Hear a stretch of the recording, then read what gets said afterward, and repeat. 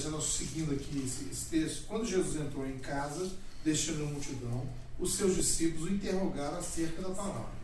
Quer dizer, é interessante que essa abertura, né, de ensino, interrogando Jesus acerca da palavra. Não deu, eu não entendi. Eu não entendi o que Jesus estava ensinando, o que ele falou lá, os discípulos, né? Os discípulos dizendo assim: Senhor, o que o Senhor estava querendo dizer com aquela palavra? Então lhes disse Jesus: ó, assim vós também não entendeis? Não compreende que tudo que de fora entra no homem não pode contaminar? Porque não lhe entra no coração, mas no ventre, e sai para o lugar escuso. Assim considerou ele puro todos os alimentos. Então Jesus aqui está considerando puro todos os alimentos. O que faz mal para o homem é o que sai do coração dele. Não quer dizer que nós podemos comer tudo, beber tudo, ou, por exemplo, a droga, por exemplo. Não tem nada a ver. Ele está querendo dizer o seguinte. Está falando de alimento. Ele está falando também primeiro. A pessoa ela não está impura. Se ela usa algum tipo de droga, o coração dela já está impuro. O entorpecente por vaidade. Por que se come alguma coisa, toma alguma coisa? Porque o coração está impuro. Então ninguém pode ficar impuro antes do coração ser impuro. E ninguém pode ser puro antes do coração ser purificado. Então não tem jeito de eu ter um corpo puro sem um coração impuro. O coração puro, que é por causa de Deus, vai trazer a atitude pura. É isso que ele está querendo dizer. Então, o que contamina o homem de fato, primeiro, é a questão do coração. Aquilo que sai do coração dele. Mas Jesus contou uma parábola, né? E eles não entenderam. Em casa, em particular, Jesus ensina. Nós estamos aqui pegando aqui a parte do que seria o contexto da história de Jesus. Porque tem uma coisa, o ensino de Jesus. Tem a vida de Jesus. Então, para nós é absoluto. O que Jesus falou, ensinou, viveu. Mas nós estamos estudando o contexto da história, porque também é um ensino. Como que ele fez? Cada detalhe que Jesus fez é um ensino para nós. Então, ele trabalhava em níveis, em particular. Ele trabalhava com 2, com 3. Essa questão aqui, em particular. Deixou entender coisas. É muito prática, é muito objetivo o que Jesus falou aqui. Ele está falando assim, porque não entra no coração. Ele está falando que um alimento natural não entra no coração. Porque o judeu estava dando muita importância àquilo que não externo. É o que era externo. E não era importante. Jesus foi bem prático, assim, sem inventar moda, porque às vezes a pessoa espiritualiza o que não é espiritualizado. Não é para ser, o que é prático. Ser cristiano. Simplicidade de Cristo, né? Existe essa situação do ensino de Jesus. Mas aonde que ele ensinou isso? Em casa. Com quem? Com seus discípulos. Então o ensino mais profundo, que era a questão da motivação, esse ensino profundo era feito com níveis diferentes. Eram alguns que estavam junto de Jesus, perto de Jesus. O desejo dele é estar perto de Jesus. Eles iam onde que Jesus fosse, eles estavam perto. O desejo deles de aprender, de seguir, eles reconheciam a autoridade de Jesus. Hoje nós vivemos num mundo de individualismo. As pessoas estão se individualizando, cada um vivendo a sua vida. E isso não é discipulado. O discipulado é essa interdependência, essa ação aqui de trabalhar com níveis. Né? Trabalhar com níveis.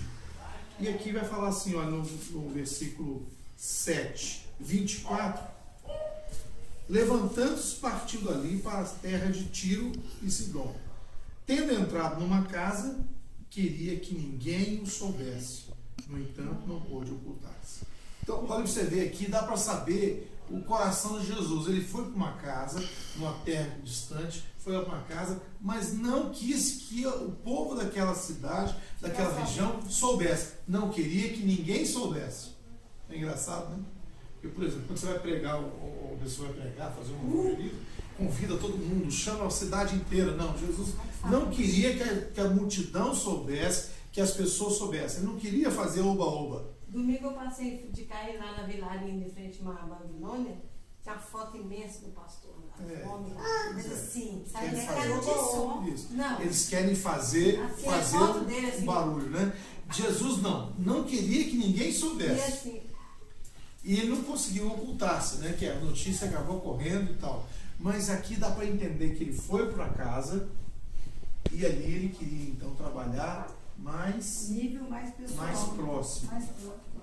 Nós precisamos disso, gente. Nós precisamos ter reunião um pouquinho maior, não tem problema não.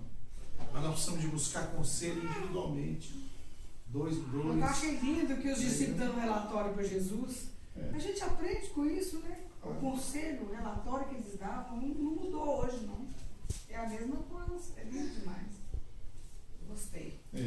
No capítulo 8, versículo 1, naqueles dias, quando outra vez se reuniu grande multidão, não tendo eles como o que comer, chamou Jesus os discípulos e disse, né? Sempre ele está chamando os discípulos à parte, sempre ele está chamando os discípulos, conversando com os discípulos, né? Versículo 10. Logo a seguir, versículo 10, logo a seguir, tendo embarcado juntamente com seus Discípulos. Então, logo a seguir, ele foi embarcando e com quem? Com seus discípulos. Aqui foi a multiplicação, né? Que Jesus Isso. deu alimento. Ele deu alimento e tal. Fez milagre, fez tudo. milagre. Depois Isso é a todos os segunda discípulos multiplicação. Mas sempre os discípulos estão perto dele. saíram. Sim. Sempre. E aí foi para o barco, os discípulos foram com Jesus. Né? Junto com Jesus, juntamente com os seus discípulos. No versículo 27.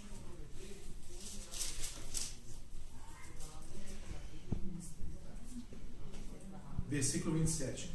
Tendo Jesus, versículo 27, 8, 27. Tendo Jesus e os seus discípulos partido para a aldeia de Cesareia de Filipe, no caminho, perguntou-lhes: quem dizem os homens que eu sou?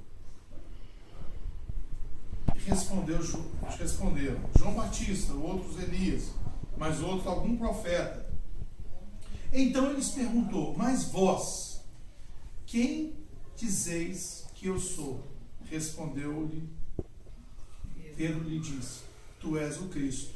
E advertiu Jesus que a ninguém disseste tal coisa ao seu respeito. Aí uma coisa parece que é meio estranha isso aqui. Primeiro, olha aqui. Jesus partiu para uma cidade, para a aldeia, em Cesareia de Filipe. E no caminho, Jesus pergunta para os discípulos. Olha que conversa. Quem diz os homens que eu sou? O que as pessoas dizem sobre mim? Eles dizem que é João Batista. Você diz que é Elias, que é um dos profetas. Mas ainda perguntou: e vocês? O que eu sou para vocês?